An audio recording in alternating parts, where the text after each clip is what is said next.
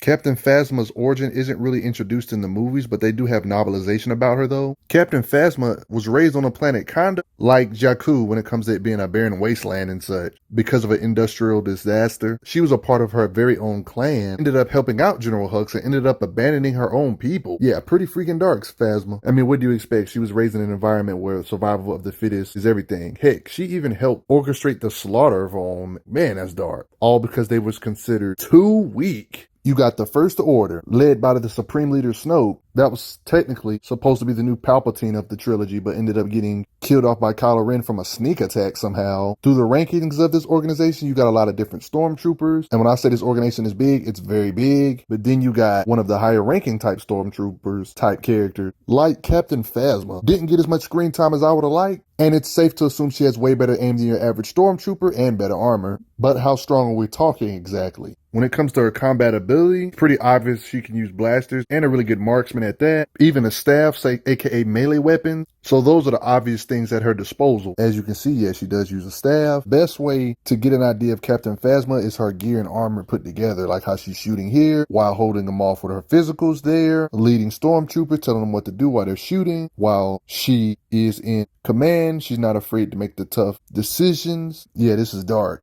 Not to mention, it's very clear that her armor is way better than the average stormtrooper, because when a stormtrooper tried to shoot her, she looked like, really? Did you really try to shoot me? You should know better than that. Blast you back. She seems to have like her little own utility belt. She can just fire her own grappling zip line, or one could say grappling hook, one could say. It looks like armor like this will weigh her down, but you would actually be surprised on how quick she is. Like how in this occasion she jumps and simply lands. In this occasion, Captain Phasma was dressed different. She can still use melee weapons like knives. Like in this occasion with this big old creature. Luckily, she has blaster guns that can handle things like this. All of this BS happening underwater. Putting in that work, stabby, get up out of there. Physically speaking, she has no problem climbing. Based on the movies, you wouldn't know she went through adventures like this, taking on these big old creatures like this, did you? Oh boy. Captain has no problem mixing in her melee combat with her get up close and personal and just blast you up close, while also leading the charge or leading the fray to like perform like a raid type thing, one could say.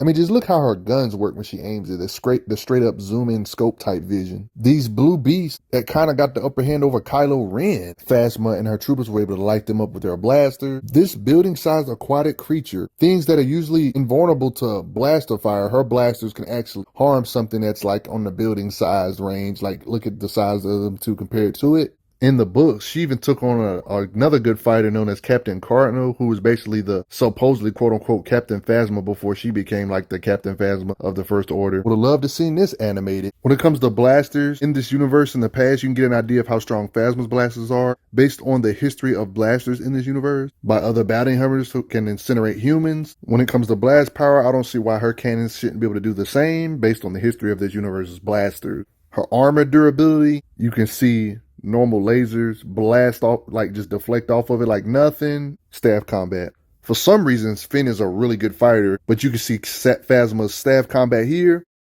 as they battle it out in melee, if that makes sense. Right?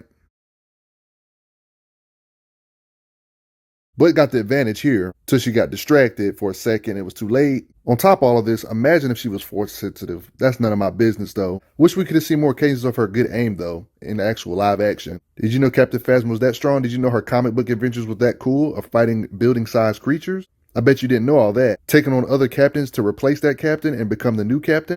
But what do you guys think? Do you respect Captain Phasma? But at the same time, that could be me just tripping. But honestly, if I was a writer or a fight choreographer for Phasma, I would have definitely had her moving like old buddy from the Kingsman movie, like Agent Whiskey. Don't lie, seeing her some over-the-top action scenes like the Kingsman, or seeing her do some gunslinging over-the-top stuff like this would have been epic, but that's none of my business. But I also gotta give a quick shout out to those that took the time to donate to the channel. Helps out a lot, believe it or not.